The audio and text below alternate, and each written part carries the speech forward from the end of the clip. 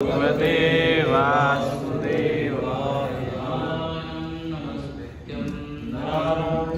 नमस्कृत्यं नरं चैव नरोत्तमं देवीं सरस्वतीं व्यासं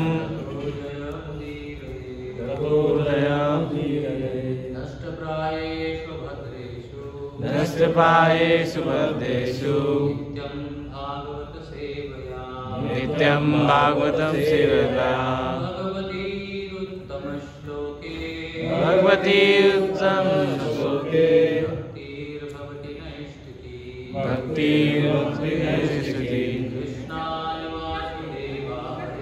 कृष्णाय वासुदेवाय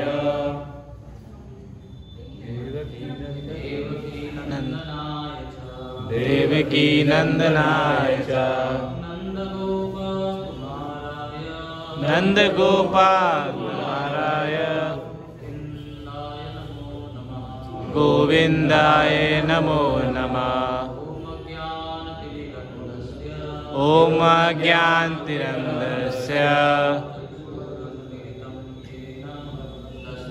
श्री गुरुवे नमः। चैतन्य मनोविष्टं येन भूतले स्वयं रूपा कदामह्यं ददाति स्वपदान्तिकं वन्देऽहं श्रीगुरु श्रीपदकमलं श्रीगुरु वैष्णवांश्च श्रीरूपं साग्रजातं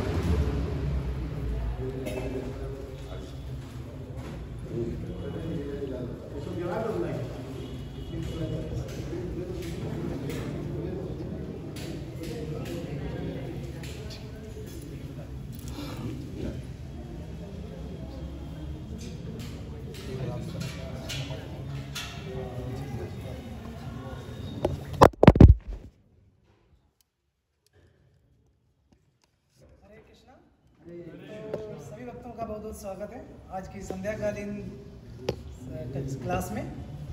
तो मैं थोड़ा गुरु जी का जो इंट्रोडक्शन है बहुत बड़ा है, लेकिन मैं कम शब्दों में गुरु जी के बारे में थोड़ा आप लोगों को बताना चाहता हूँ। तो गुरु जी लगभग पिछले 20-25 सालों से ब्रह्मचारी के रूप में गुरु जी इस्कॉन मंदिर से जुड़े हुए हैं और सेवा कर रहे हैं। तो गुरु जी ने पुणे में इस्कॉन मंदिर है जो वहाँ पर ज्वाइन किया था, और उस समय जितने भी इंडिया में यूथ सेंटर है, जितने भी IITs हैं, NITs हैं, जो यूथ सेंटर हैं, तो सभी जगह के जो बच्चे थे तो गुरु जी ही सबको प्रीच करते, मतलब कि जैसे बात करना, उनको मोटिवेट करना। तो गुरु जी पुणे में, मतलब हेड ऑफिस कह सकते हैं पुणे में था, वहाँ से पूरे इंडिया में गुरु जी प्रचार करते थे। फिर इसके बाद देखा गया कि नॉर्थ इंडिया में उतना ज़्यादा प्रचार नहीं हो रहा था, तो जो मंदिर में जो और जो सीनियर भक्त हैं वो लोग ने कहा कि आप जाइए कानपुर में। तो कानपुर में अभी नया मंदिर बन रहा था, तो फिर गुरु जी को कानपुर में मंदिर में सेवा के लिए भेजा गया। तो गुरु जी 2012 में फिर कानपुर मंदिर आए। फिर गुरु जी 2012 से ही कानपुर मंदिर के अध्यक्ष हैं, प्रेसिडेंट हैं। तो गुरु जी 2012 से कानपुर मंदिर में सेवा कर रहे हैं। और इधर जो कानपुर मंदिर में जैसे IIT कानपुर है, MNIT Prayagraj, IIT BHU, Kanpur में जो मेडिकल कॉलेज KGMU, कानपुर में जो मेडिकल कॉलेज है गणेश शंकर, तो वहाँ के स्टूडेंट हैं। तो और भी वहाँ पर कानपुर यूनिवर्सिटी, इस तरीके से बहुत सारे कॉलेज हैं। तो उन सभी बच्चों को गुरु जी अभी पर्सनल मोटिवेट करते हैं, बताते हैं, वो गाइडेंस देते हैं। और इसके बाद गुरु जी का और सेवा इस्कॉन में यही है कि कोई अगर सेवा कुछ करता है बहुत अच्छे से तो उसको और सेवा दी जाती है। तो अभी इस समय गुरु जी यूपी के, मतलब सेंट्रल यूपी के अभी रीजनल सेक्रेटरी हैं। तो जिसमें से कानपुर, लखनऊ, लखीमपुर ये सब आता है। तो इसीलिए गुरु जी यहाँ पर देख रहे थे कुछ भक्त हैं बहुत अच्छे से प्रैक्टिस कर रहे हैं भक्ति की, तो सब भक्तों को संग देने के लिए गुरु जी का आगमन हुआ है। तो एक बार हम लोग सभी लोग परंपरागत तरीके से गुरु जी का एक बार हरे कृष्णा मंत्र बोल के स्वागत करेंगे। हरे कृष्णा कृष्णा कृष्णा हरे हरे, हरे राम राम हरे हरे। हरे कृष्णा। बहुत बहुत धन्यवाद से।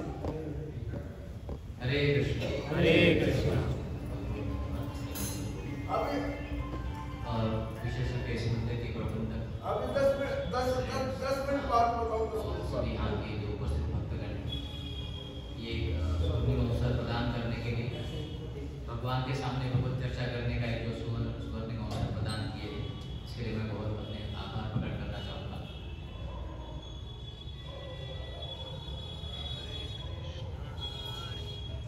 भगवान की जो विषय है, काफी लोग चर्चा करते समय बताते हैं कि ये तो एक अपना आस्था का विषय है, लेकिन ये केवल आस्था का ही विषय नहीं, एक साक्षात्कार भी है। व्यवहारिक रूप से देखा जाए, एक सामान्यतया जो ऑब्जर्वेशन होता है माइक्रोस्कोपिक लेवल से तो मैक्रोस्कोपिक लेवल तक, मतलब अपने अगर शरीर के अंदर जो रचना है, यहाँ तक कि खून के अंदर के जो RBC जो स्ट्रक्चर है, DNA RNA जो स्ट्रक्चर है, ये कितना सुव्यवस्थित है। वैज्ञानिकों ने एक बार पूरा स्टडी किया था, रिसर्च केसेस बनाया। कि अगर हम रोटी, चावल, दाल, राइस लेते हैं और इसको प्रोसेस करते हैं, इसको अगर खून में बदलाव करना है, कन्वर्ट करना है, तो उसके लिए उन्होंने एक बहुत लंबी प्रक्रिया बनाई थी। और उसकी अगर फैक्ट्री लगाई जाए तो 3 किलोमीटर तक लंबी चलती जाएगी। लेकिन ये सब प्रक्रिया हमारे शरीर के अंदर एक सिस्टम के तौर पर भगवान ने बिठा दी है पूरी तरह से। आजकल हमारे मोबाइल कैमरे आते हैं, उसमें लेंस आगे पीछे करते हैं, लेकिन अपनी आंखें स्वाभाविक तरीके से ही ऐसे कार्य करती हैं। दुनिया में हम देखते हैं नाना प्रकार के नियम कानून। सूर्य सही समय पर उदय होना, अस्त होना, वायु का या अपने मौसम का सही समय पर उसका बदलाव होना, सालों साल से चलते आना, ये भी प्रतीक है यहाँ पे इतना सुंदर व्यवस्थापन हो रहा है, तो अगर कोई बोलते हैं कि ये मंदिर अपने आप चल रहा है, ये मूर्खता होगी।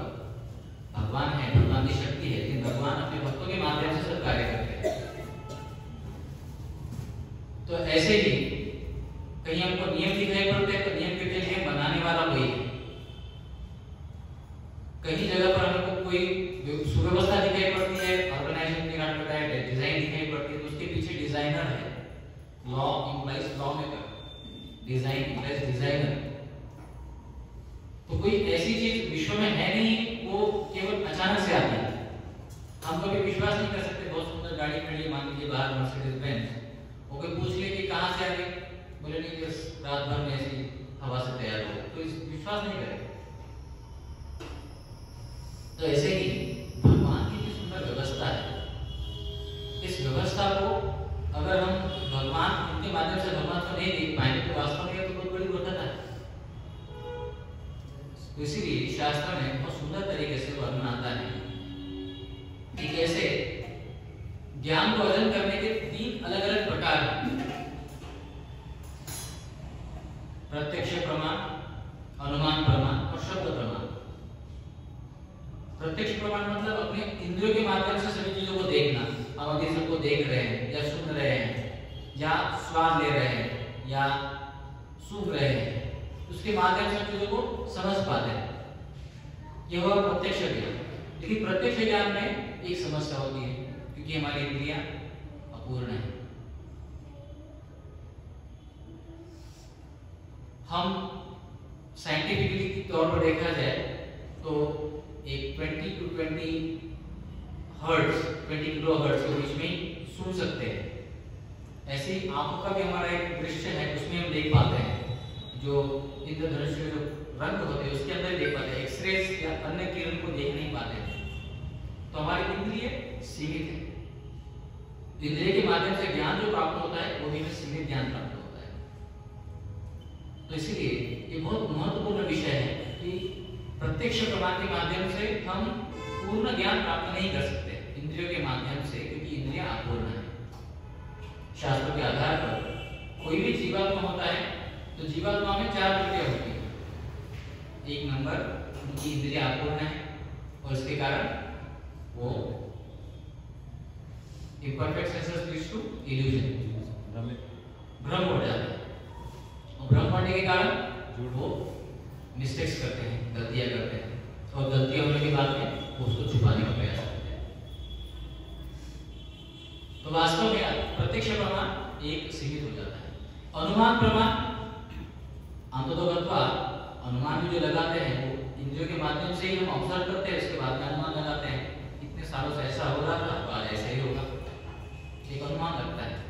तो उसमें पुनः अपने प्रत्यक्ष प्रमाण का मिश्रण होता है। लेकिन शब्द प्रमाण के माध्यम से भगवान को हम यथार्थ समझ सकते हैं, दिव्य ज्ञान को हम यथार्थ समझ सकते हैं। और शब्द प्रमाण इसीलिए क्योंकि शब्द जो इस भौतिक जगत का शब्द है उस शब्द की बात नहीं, ये शब्द दिव्य शब्द की बात है जो शास्त्र के, जिनको अपौरुषीय कहा जाता है। ये किसी पुरुष ने बनाया है, जो 4 तृतीय युक्त व्यक्ति है, ये भगवान से स्वयं आए। धर्मों तो साक्षात भगवत प्रणीत। तो भगवान के मुख से जो गीत आया है उसको भगवत गीता कहते हैं। और भगवान के उन सिद्धांतों को अपने जीवन में उतारने वाले जो भगवान के भक्त हैं उन्हें भागवतम कहते हैं।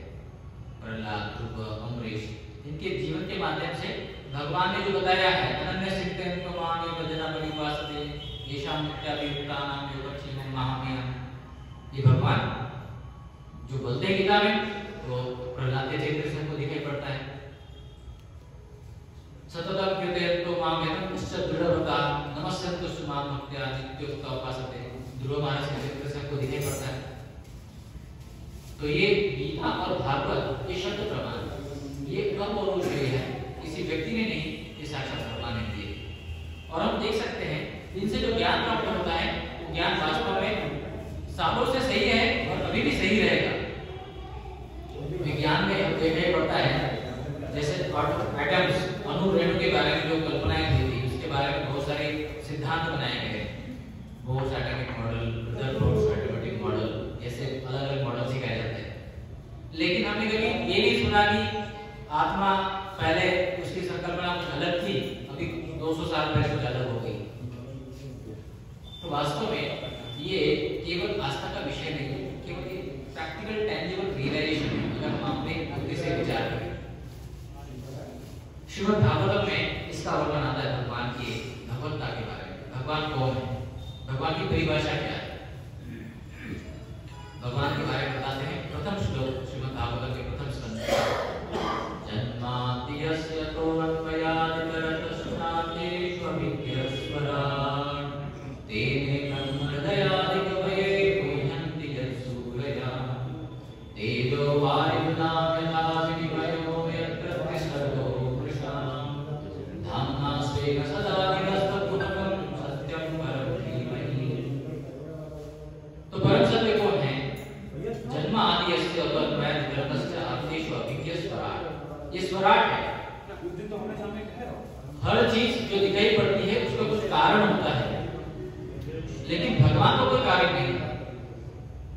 एक छोटा बालक हमारे पास में आके बोलता है, भगवान प्रभु जी मैंने तो सुना है सभी स्थिति जो है भगवान से आई है। हाँ बिल्कुल सही सुना है। बोले भगवान कहाँ से आए?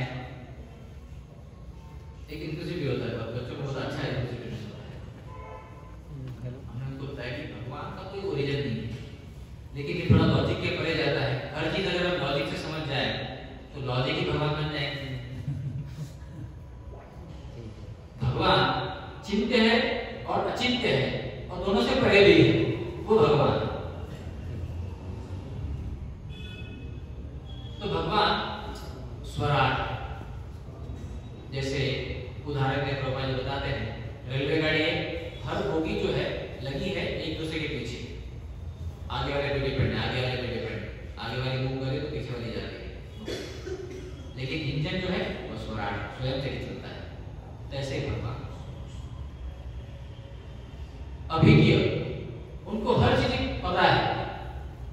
जैसे प्रभुपाद जी उदाहरण देते हैं, कोई आर्किटेक्ट है, वो पूरा ब्लूप्रिंट बना देते हैं अपनी बिल्डिंग का, और उसके बाद में वो साइड पे बिना जाए बता सकते हैं कहां पे क्या है, क्योंकि उन्होंने डिजाइन किया है पूरा। तो ठीक उसी तरह से भगवान भी, हालांकि भौतिक जगत में पूरी तरह से वो अपना पैर नहीं रखते, यहाँ पर डायरेक्ट स्पर्श नहीं करते हैं, लेकिन भौतिक जगत में जो भी कार्य कर रहे हैं उसके बारे में क्लियरली बता सकते हैं। जन्माद्यस्य, तो वो सृष्टि के निर्माता, उसके पालन करता, उसके सहारा करता, तीनों भी भगवान है। वो स्वराट है और वो हर चीज को यथारूप जानते हैं। लेकिन इनको जानने के लिए बड़े बड़े लोग भी भ्रमित हो जाते हैं। तेजो वारी बदाम यथामयो वित्रति सर्वोषा धामना स्वेन सदा निरस्तपूर्वकं सत्यं परं धीमहि। सुर और असुर भ्रमित हो जाते हैं, ये भगवान कैसे? श्रीमद् भागवत महापुराण में इसका बहुत सुंदर वर्णन आता है। कैसे? एक बार की बात है, भगवान कृष्ण जो परम सत्य परम ब्रह्म है, भगवान है, ग्वाल वालों के साथ में वृंदावन में वन विहार कर रहे हैं, और उनका तो कार्य यही था आनंद लेना।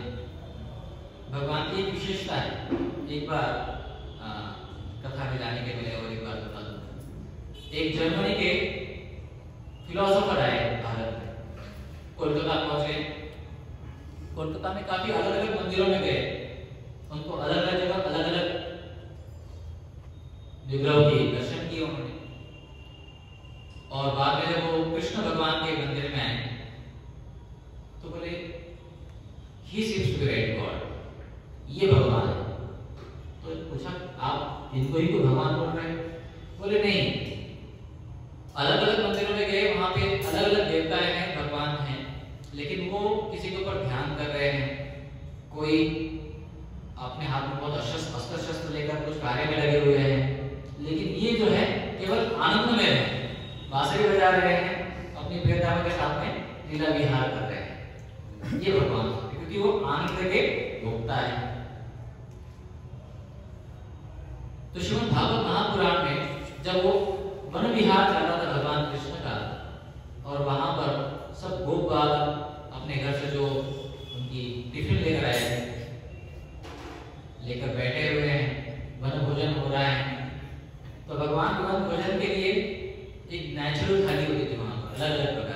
किसी किसी की पत्थर की थाली, तो किसी किसी की कमल पत्थर की थाली।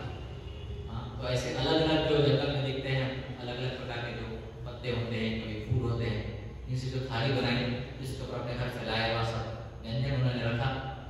और हर गोप बालक उनका एक ही विचार होता था कि मैं भगवान कृष्ण को कैसे आनंद प्रदान करूं। एक खाना देखो, मेरी माँ ने समोसा दिया है कि आपके लिए, कोई बोलता है देखो ये छाछ ये आपके लिए भेजा है, और स्वयं ग्रहण करने के पहले भगवान को अर्पण करो, क्योंकि उनका सर्वस्व जो है केवल भगवान और भगवान की संतुष्टि, भगवान की पूर्णता, भगवान का आनंद जिसमें है उसमें इनका आनंद है। ये आनंद बड़ा उच्च कोटि का आनंद है, निस्वार्थ भाव का है पूरी तरह से। तो सभी गोप बालक भगवान को दे रहे हैं, बताते हैं कि भगवान के चारों ओर भगवान के सब ग्वाल बाल बैठे और भगवान हर एक के साथ में अपनी नजर मिला रहे थे और हर एक व्यक्ति को लग रहा था भगवान केवल मेरे तरफ ही देख रहे हैं। अभी मैं आपकी तरफ देख रहा हूं तो आपको लगता है कि प्रभु जी की तरफ देख रहे हैं, हम ये दोष है, इसलिए वो भगवान है। अंगानि यस्य सकल इंद्रिय वृत्तिमन्ति पश्यन्ति मां चलन्ति निरंजन। भगवान के एक इंद्रिय अन्य सभी इंद्रियों का कार्य कर सकते हैं। हमारे एक इंद्रिय एक ही कार्य कर सकते हैं, दूसरा कार्य नहीं कर सकते। आप उसे केवल देख सकते हैं, सुन नहीं सकते। लेकिन भगवान आंखों से देख भी सकते हैं, भोजन ग्रहण भी कर सकते हैं और सुन भी सकते हैं, सब कुछ कर सकते हैं। वो है भगवान। तो भगवान सभी ग्वाल बालों की तरफ देख रहे हैं और ग्वाल बाल देख रहे हैं भगवान की तरफ कि भगवान मेरी माता ने दिया हुआ जो व्यंजन है उसको ग्रहण करेंगे। तो उतने में एक नटखट था, जब चल रहा था तो उन्होंने बोला कान्हा, जो मित्र है, उन्होंने तुरंत जो है भगवान की छाछ उठाकर निकाल दिया।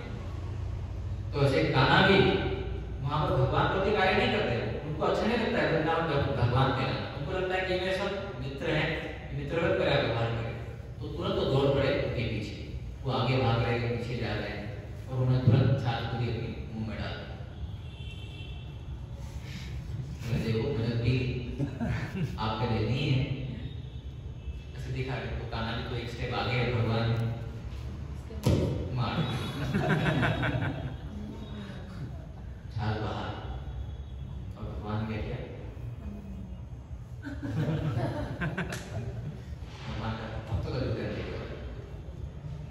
अभी अभी अनासुर का वध करके आए भगवान कृष्ण, और पूरे देवता लोक में जिसके प्रताप का चर्चा हो रहा था।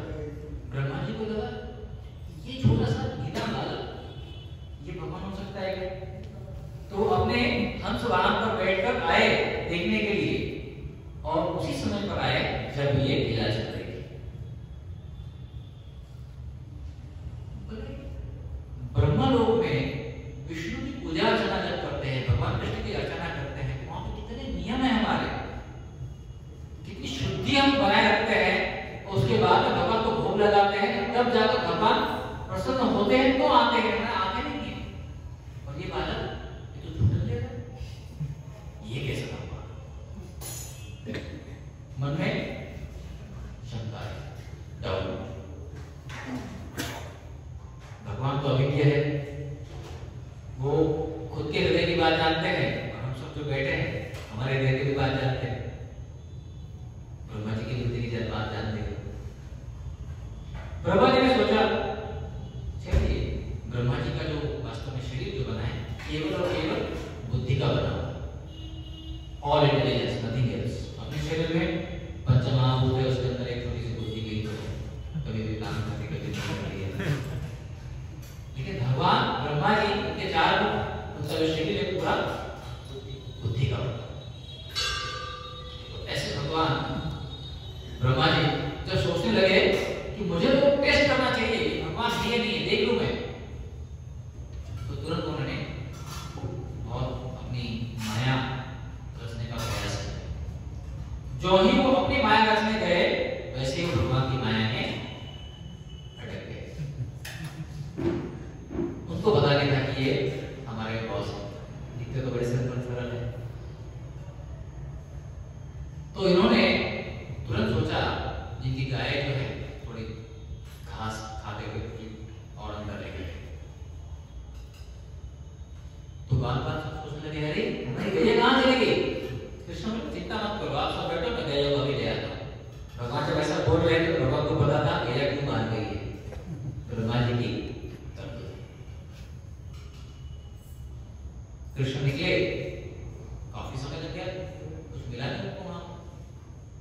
वापस आए, यहाँ देखा तो बाल नहीं थे।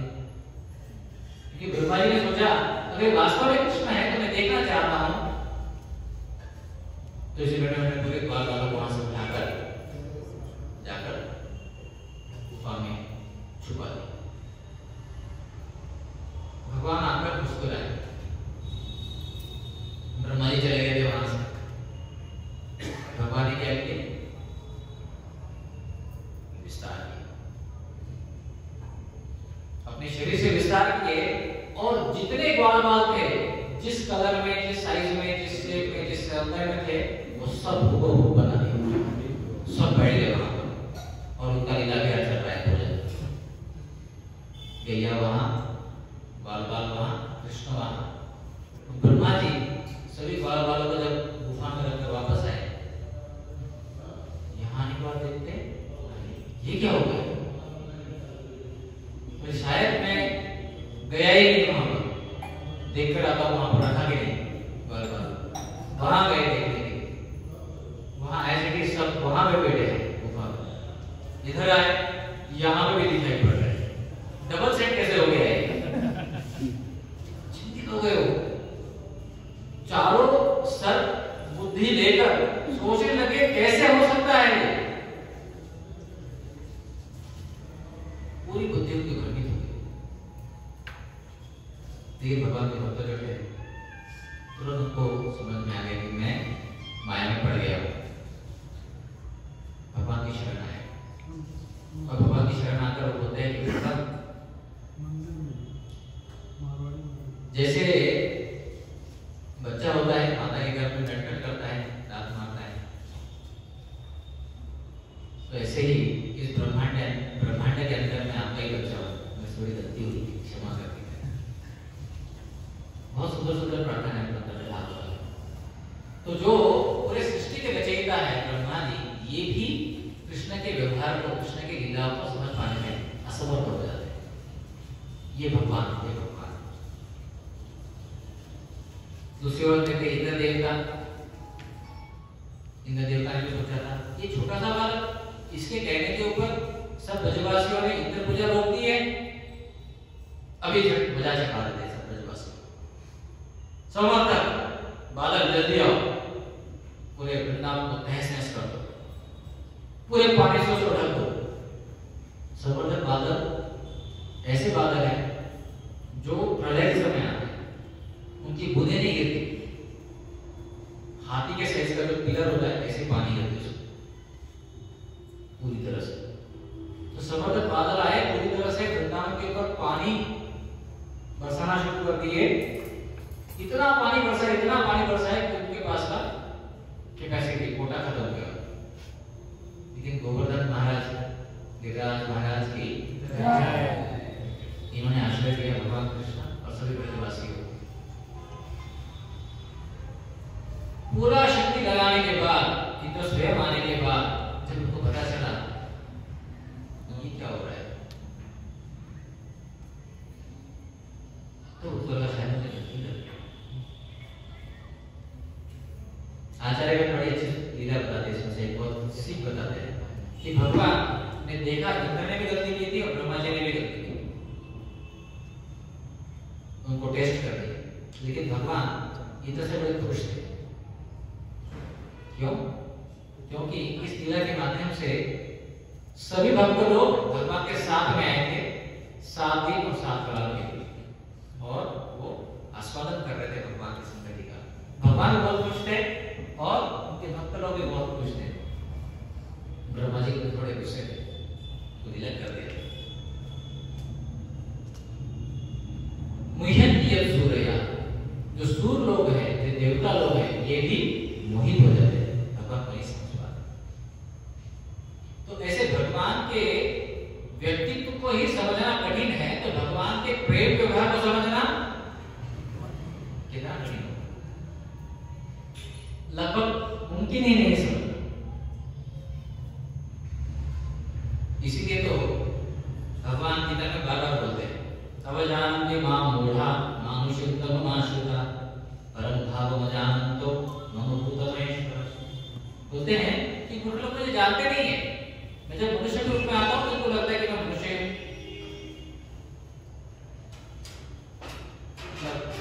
कैसे कुबुद्धि का एक विचार होता है हमारे पूरे मंदिर में। भक्त लोग खड़े थे, बैठे थे, तो एक लड़का लड़की आए मंदिर में दर्शन करने के, फ्रेंड्स होंगे। तो ये प्रभु जी ने बोला कि माताओं उधर से दर्शन करो, प्रभु जी को इधर से दर्शन करो। तो बड़े थोड़े अटपट स्वभाव के थे, थोड़े बोले तुम दोनों को पहले बाजू बाजू करो, बाद में हम दोनों बाजू बाजू।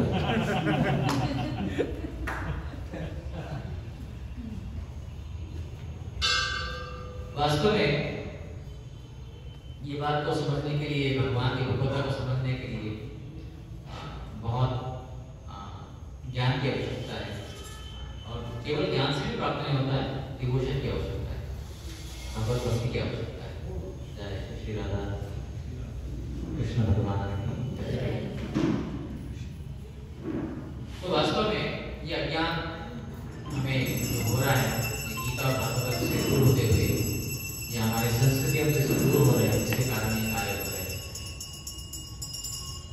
लेकिन भगवान के इस सौंदर्य या इनके व्यक्तित्व को समझने के लिए इतनी कठिनाई है, लेकिन भगवान के प्रेम को प्रदान करने के लिए भगवान पुनः आए। गीता में भगवान ने बताया, सर्वधर्मान् परित्यज्य माम एकम शरणं व्रज अहं त्वां सर्वपापेभ्यो मोक्षयिष्यामि मा शुचः। आपको पूरी तरह से मुक्ति प्राप्त हो जाएगी, आप बिल्कुल चिंता मत करो, केवल आप मेरी शरण में आओ। ब्रजवासियों को बोलने का काम नहीं था। जब बहुत बारिश हो रही थी तो उस समय में भगवान ने क्या किया, किसी को बिना कुछ बोले ही गोवर्धन जी को उठा लिया। ब्रजवासी सब उनके आश्रय में आ गए। सबने सोचा नहीं, अरे एक तो पहले बोलते थे अरे इंद्र को कुपित कर दिया, इंद्र पूजा को रोककर, इसलिए इतनी समस्या आ गई। ऐसे मन में कभी विचार नहीं है, पूरे शरण में चले गए। और ये भी नहीं सोचे कि छोटा सा बालक है, कब इसको गिरा देगा। भगवान नहीं मानते थे ब्रजवासी, फिर भी उनकी जो श्रद्धा अटूट है भगवान कृष्ण, तो ये बहुत ही विशेष भगवान।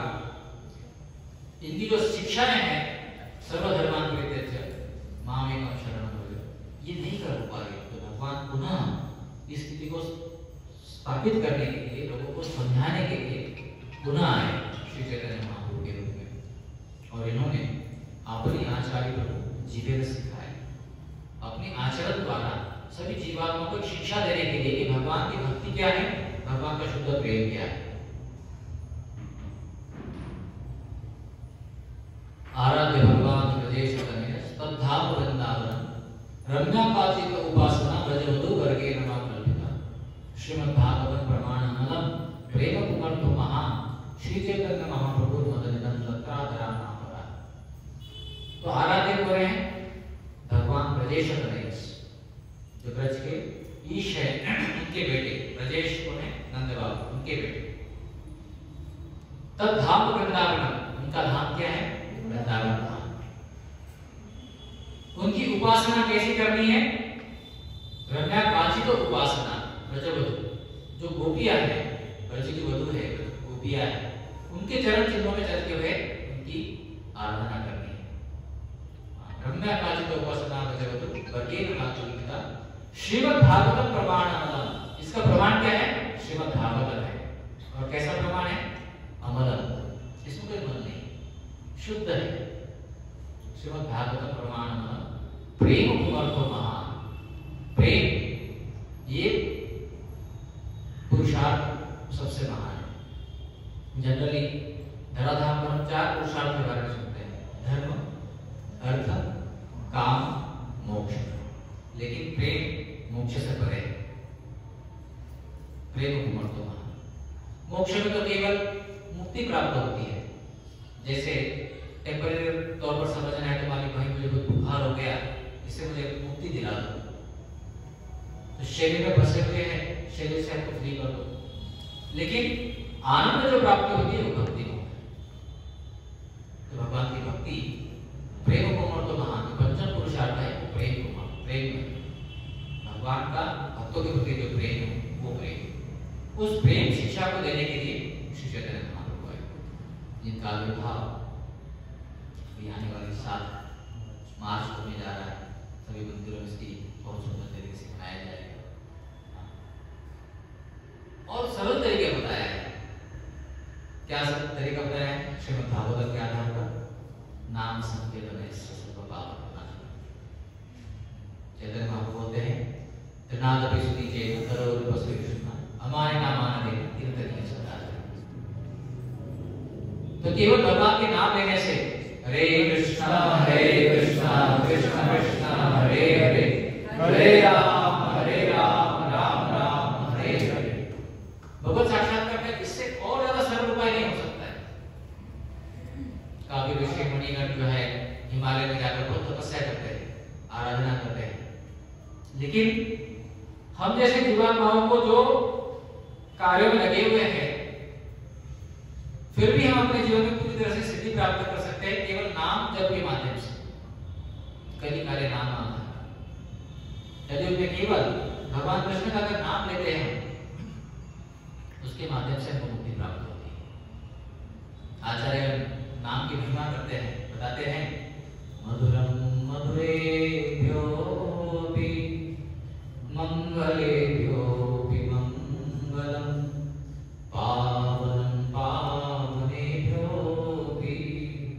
हरेर्नामेव केवलम् सगुरु सपि राजापि समाता बान्धवोऽपि स शिक्षयेत् सदा स्मर्तुं हरेर्नामेव केवलम्।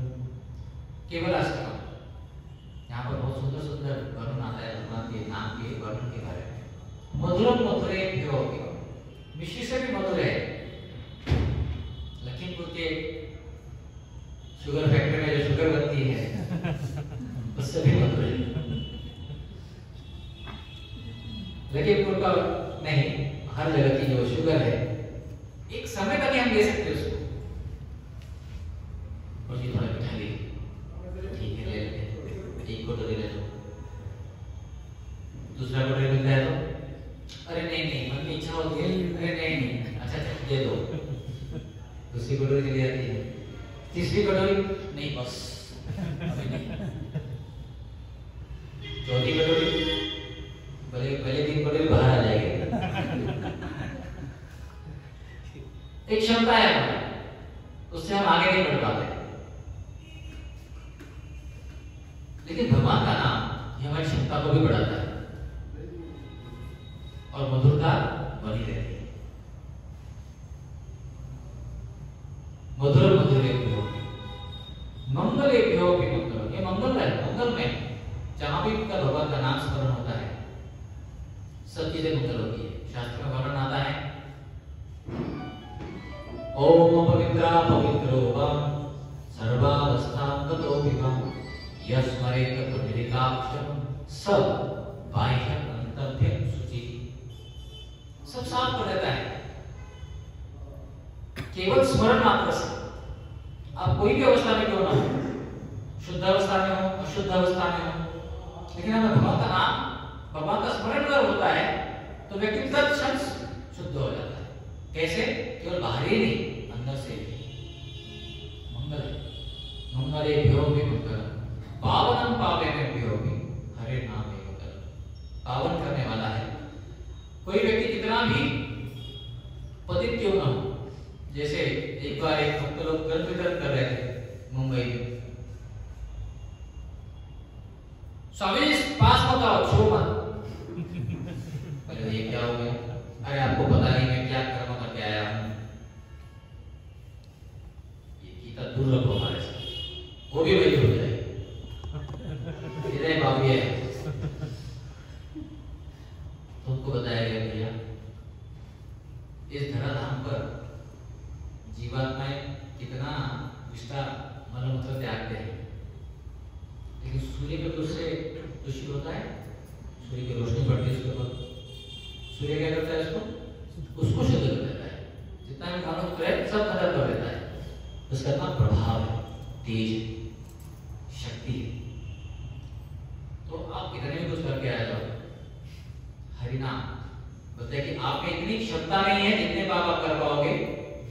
एक हरिनाम से व्यक्ति शुद्ध हो सकता है, अगर सच्चे मन से उसका नाम पुकारा जाए।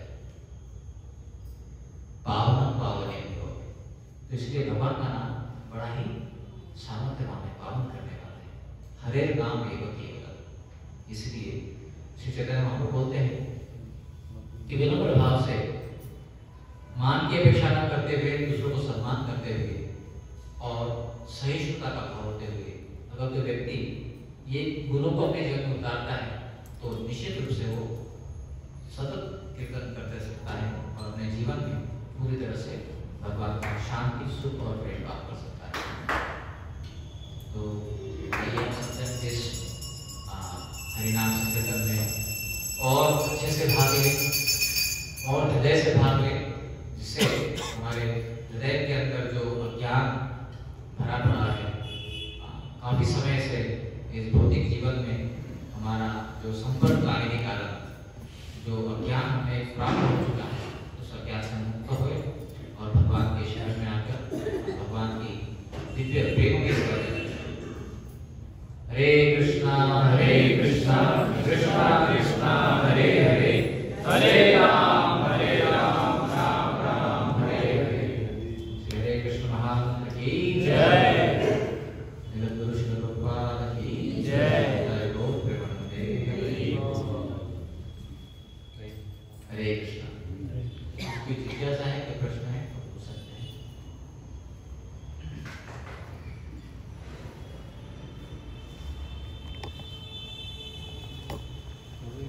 हरे कृष्णा। कोई भक्त कोई प्रश्न पूछना चाहते हैं तो प्रभु जी से प्रश्न पूछ सकते हैं।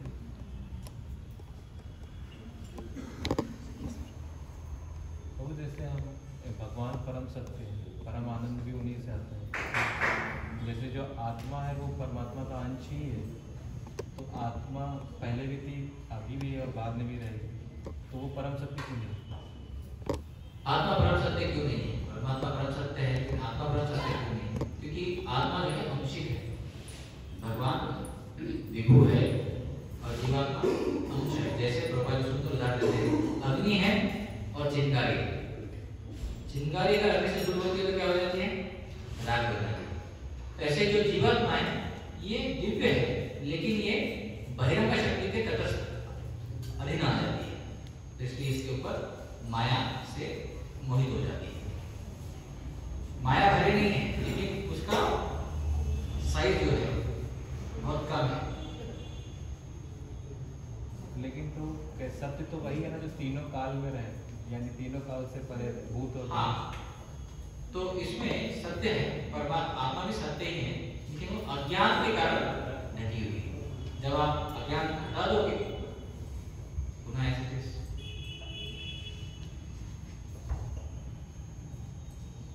भगवान का पिछला भाग है अज्ञान।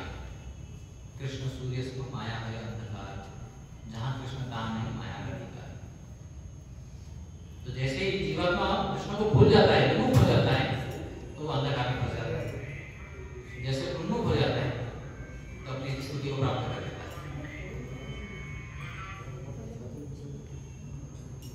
हरे कृष्ण। जय श्री राधा कृष्ण भगवान की जय।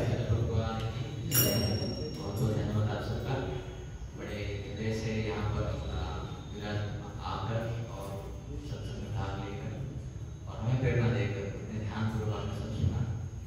या आपकी जिज्ञासा और आपका भगवान के प्रति जो स्नेह प्रेम है, इसका प्रतिबिंब था।